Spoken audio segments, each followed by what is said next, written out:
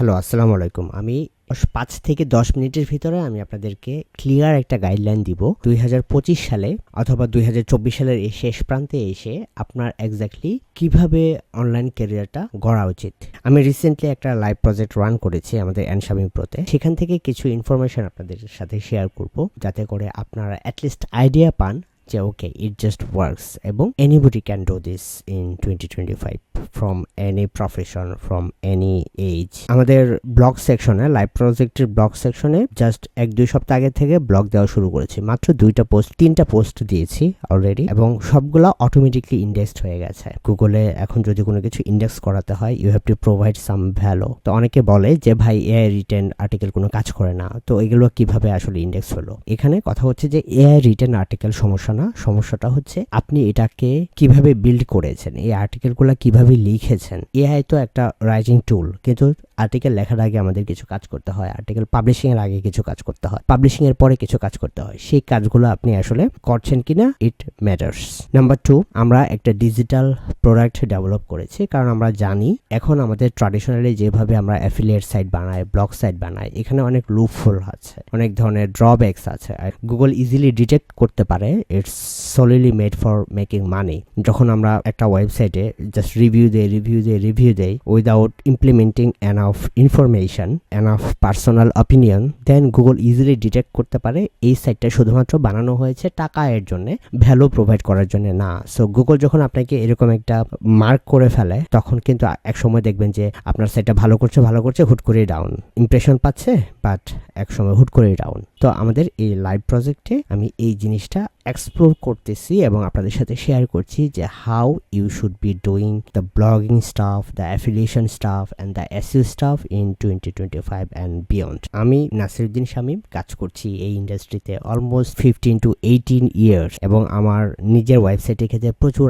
Ups and downs দেখেছি। আমার অনেক ওয়েবসাইট যেটা $1,00,000+ সেল হওয়ার কথা, সেগুলো ডাউন হয়ে গেছে রাতারাতি, এবং যেগুলা বিভিন্ন সামাজিক, পলিটিক্যাল এবং বিভিন্ন ইস্যুর কারণে অনেক সাইট আমি সেল করতে পারি না, যেগুলোর দাম কয়েক কোটি টাকা। Okay, but still I have the experience, I have the knowledge, যেগুলো আমি আপনাদের সাথে শেয়ার করতে পারি।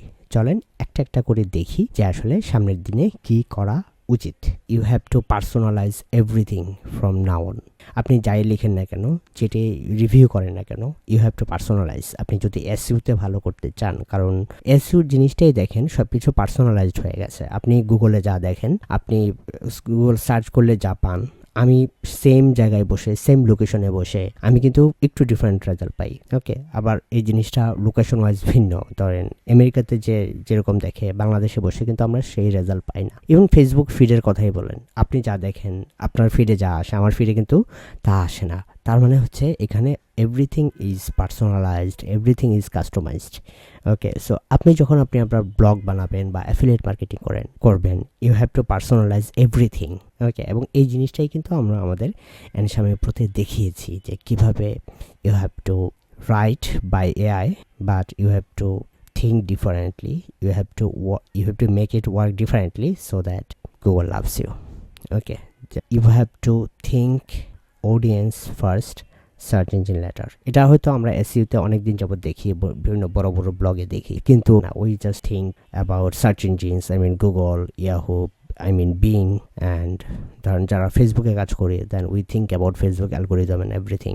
যারা ইউটিউবে কাজ করি, we think about YouTube algorithm and everything. But একটা জিনিস আপনি খেয়াল করবেন, ফ্রম মাই পার্সোনাল এক্সপিরিয়েন্স, আপনি যখন একটা কন্টেন্ট ক্রিয়েট করবেন, if it can provide value to your customer, your reader or user, then Google will pick you up from anywhere. It doesn't matter আপনি কোথা থেকে ব্লগ করছেন, আপনার ওয়েবসাইটটা দেখতে কেমন, অথবা আপনি কোন হোস্টিংয়ে হোস্ট করেছেন, আপনি কোন থিম ইউজ করেছেন, ইট ডাজন্ট ম্যাটার। আরেকটা জিনিস, সেটা হচ্ছে আমরা সবসময় কাইন্ড অফ ব্লগ করি রিভিউ পাবলিশ করি and everything we write on our website and everything. কিন্তু আমরা যখন একটা অথরিটি বিল্ড আপ করতে চাই, যখন আমরা চাই যে okay we are authoritative in this platform, কিন্তু আমাদের কোনো সার্ভিস নাই, আমাদের কোনো প্রোডাক্ট নাই, আমাদের কোনো বই নাই, আমরা কোনো বই লিখি নাই সোফার, আমাদের কোনো ভিডিও নাই। ওকে, আমাদের ভিডিওতে আমরা কোনো কিছু প্রকাশ করছি না, দ্যাট মিনস যে উই আর নাথিং। গুগল, এই যে আমরা ইএআইটি বলি, আমাদের এক্সপার্টাইজ গুগল চিন্তা করে এই জিনিসটা নিয়ে কথা বলে এসইওতে, কিন্তু এই এক্সপার্টাইজটা গুগলের কাছে শো করানোর প্রধান বুদ্ধি কি, প্রথম ক্রাইটেরিয়া কি? প্রথম ক্রাইটেরিয়া হচ্ছে একটা সলিড কিছু যেটা গুগলকে দেখানো।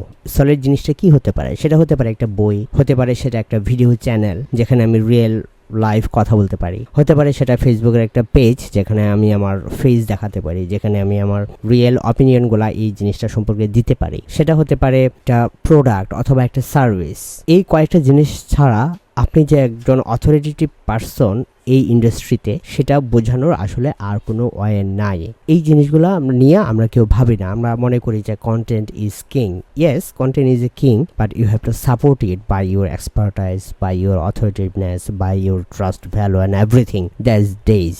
ওকে, আদারওয়াইজ এসইওতে আপনি যাই করেন না কেন, আপনি টেকনিক্যাল যত সমস্যা আপনি সমাধান করেন না কেন, অন পেজ এসইওতে মেটা, টাইটেল, হেডিং, লিঙ্ক যাই কিছু করেন না কেন, এই সব কিছু আসলে বৃথা যাবে যদি আপনি এই জিনিসটা না করতে পারেন। Try to outwork everyone by imposing quality, better quality on your content, better quality on your marketing. Okay, ধরেন আপনার খুব ভালো একটা আর্টিকেল আছে কিন্তু you don't market it, I mean আপনি মনে করছেন যে Google will pick you up. হ্যাঁ, গুগল পিক করে, ঠিক আছে, কিন্তু আপনি যদি গুগলকে সাপোর্ট না দেন by using your press release, by using your links, by using your social mentions, by using your share, social shares, then আসলে ওই জিনিসটা কিন্তু, ধরেন আপনি কোয়ালিটি আর্টিকেল দিচ্ছেন, আরেকজন আর্টিকেল দিচ্ছে কোয়ালিটি, তার আর্টিকেলও আপনার মতোই ভালো কোয়ালিটির, তো এই দুইটা থেকে গুগল আসলে কাকে পিক করবে? গুগল তাকেই পিক করবে যে তার মার্কেটিংয়ে সরব, তার মার্কেটিংয়ে বেশ অ্যাক্টিভ। কারণ গুগল কিন্তু আমাদেরকে ডিরেক্টলি বলে যে ওকে, তুমি শুধু আর্টিকেল পাবলিশ করো না, you just have to market it. আপনি যদি গুগলের বিভিন্ন কোয়ালিটি রেটার গাইডলাইন্স পড়েন, বিভিন্ন গুগলের ব্লগ পড়েন, অনেকবার এই জিনিসটা পাবেন যে গুগল বলে যে তুমি শুধুমাত্র এটাতে বসে থাকো না, তুমি অন্যান্য জিনিসগুলোও দেখো যে কিভাবে এই জিনিসটাকে বেশি মানুষের কাছে রিচ করা যায়, বেশি মানুষের কাছে পৌঁছানো যায়।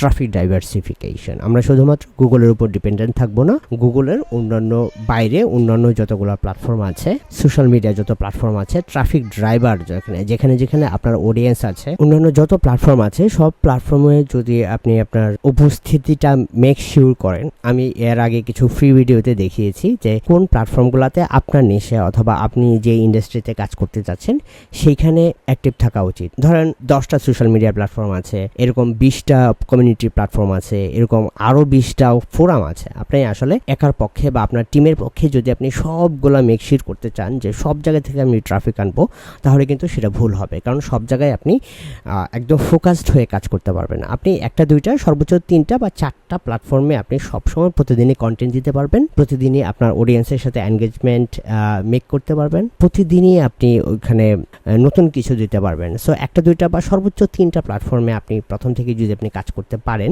এবং সেখানেও কি কি টাইপের কন্টেন্ট দেওয়া উচিত, সেখানের অডিয়েন্স কারা, সেখানে কাকে কাকে টার্গেট করলে কিভাবে কন্টেন্ট দিলে বেটার আউটপুট পাওয়া যায়, আপনার এক্সিস্টিং কন্টেন্টকে কিভাবে রিপারপোজ করা যায়, এই জিনিসগুলো আপনার শিখে নিতে হবে। গুগল কিন্তু এগুলো বুঝে দেখে এবং সে যখন সব জায়গা থেকে কম্বাইন করে দেখবে যে you are a really good guy, really good company, really good brand, or you have a really good product, then there is no way to de-rank you. গুগলের কাছে আসলে কোনো ওয়ে নাই to penalize you. আমাদের 2025 সালে এই কয়েকটা জিনিস আমাদের মেনটেন করে সামনে আগাতে হবে। এবং from my personal experience, I have experienced this. I am doing well in some other niches এবং আমি আপনাদের সাথে এভরিথিং শেয়ার করছি আমাদের এই লাইভ প্রজেক্টে, one by one, chapter by chapter, videos by videos. ভিডিওটার নিচে লিঙ্ক দেওয়া আছে অথবা ডেসক্রিপশনে লিঙ্ক দেওয়া আছে, ওই লিঙ্কে ক্লিক করে আমাদের একটা অফার চলছে, I mean 50% offer, black Friday offer, যেটা আসলে আমি খুব কমই দেই। সো জাস্ট টেক ইট এবং গেট স্টার্টেড টুডে। কারণ হচ্ছে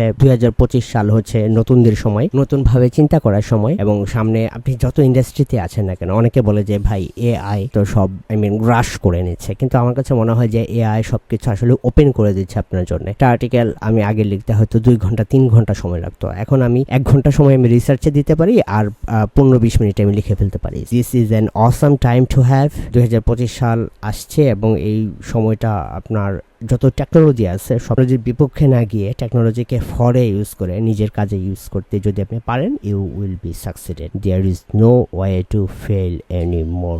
ভিডিও ডেসক্রিপশনে দেওয়া আছে লিঙ্কটা। প্রথম 100 অথবা 150 জনের জন্য আমরা এটা ওপেন রাখবো, তারপরে অটোমেটিকলি এই ডিসকাউন্ট কোডটা চলে যাবে। So just take that discount, 50% discount. NShamimPRO all the courses আপনি পেয়ে যাবেন with lifetime support until you start making money.